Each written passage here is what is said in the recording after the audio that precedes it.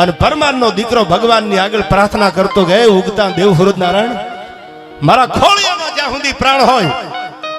ત્યાં સુધી જમીન નો થાય તો હાલશે, જાગીર વાળો નો થાવ તો હાલશે, કરોડો રૂપિયા નો થાય તો હાલશે,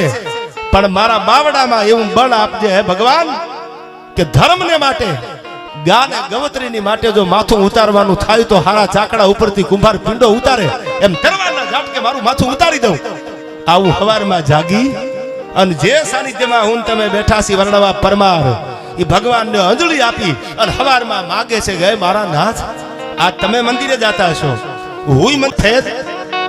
ધોળા ફૂલ જેવું સાહેબ મસ્તક પડેલું જેનું માથું પડ્યું હતું અને માથાની માથે આ ગંગાની જેમ દૂધની ધારું થતી હતી. અને આમ જોયું કે આ તો મસ્તક છે કોઈનું, માથે દૂધની ધારું થતી હતી, સફેદ મસ્તક જોયું. અને આડે હારમાં આવીને વાત કરી કે તમારી ગા છે એને મેં દોઈ નથી, હાલો તમને દેખાડું. જે આંકડાના ઝાડવા ઉભા છે, ખાખરાના પાન પડ્યા, તમે આખા